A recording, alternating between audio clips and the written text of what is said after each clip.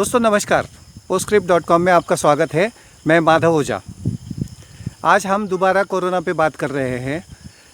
पिछले 4 दिन पहले हमने एक सवाल खड़ा किया था, क्या 22 मार्च से पहले हिंदुस्तान में कोरोना का संक्रमण नहीं था? अगर था तो उसको कैसे निपटा गया या फिर उस पर इलाज कैसे किया जा रहा था। आज हम कोरोना को लेकर दोबारा से बात कर रहे हैं, जबकि सारे देश में आज कोरोना का हाहाकार मचा हुआ है। ऐसे में चाइना में अपने कारोबार सारे पूरी तरह से खुले हैं।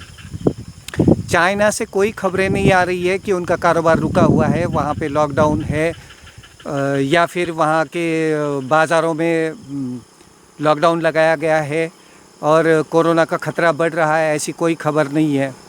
और यही एक वजह है कि हम लोगों को चाइना पे शक करना चाहिए और चाइना को कोरोना संकट के लिए दोषी मानना चाहिए। दूसरा ये है कि हमारे देश में भी लॉकडाउन हो गया, सारी दुनिया में लॉकडाउन हो गया। आखिर इस लॉकडाउन के क्या क्या मायने निकलते हैं और क्या क्या इस लॉकडाउन के बेनिफिट्स मिले हैं, इस बात को अगर देखते हैं तो बेनिफिट कम और नुकसान ज़्यादा हुआ है। सारे दुनिया की अर्थव्यवस्थाएं चरमरा गई है और आज सारी दुनिया अपने इकोनॉमिक क्राइसिस से भी जूझ रही है। ऐसे में हमारा हिंदुस्तान आज बेरोज़गारी से जूझ रहा है या कोरोना संकट से बेरोज़गारी में बहुत बड़ी मात्रा में बढ़ोतरी हुई है। इस बात को लेके सरकार को लोगों के सामने सही आंकड़ों के साथ आना चाहिए।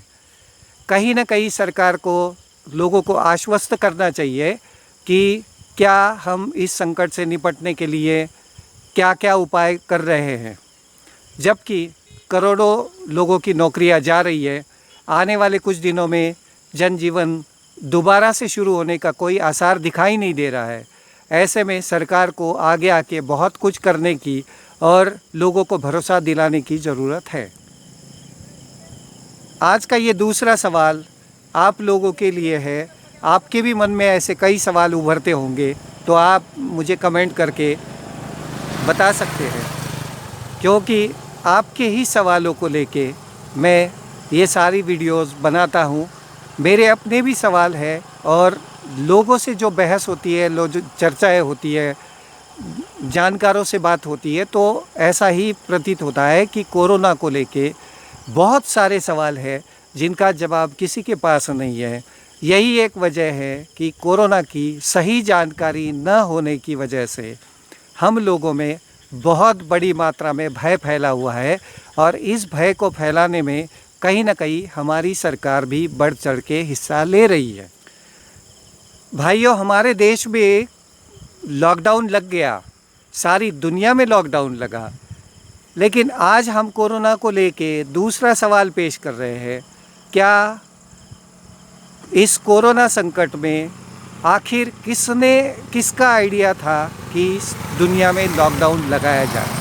आखिर कौन ऐसी शख्सियत है, कौन सी ऐसी संस्था है कि जिसने दुनिया में लॉकडाउन करवाने की सलाह दी थी? आज के लिए इतना ही। कल परसों दोबारा से सवाल खड़ा होगा तो हम लोग उसको पूछेंगे।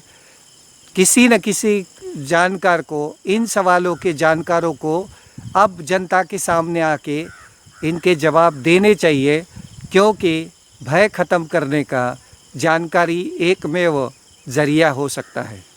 नमस्कार।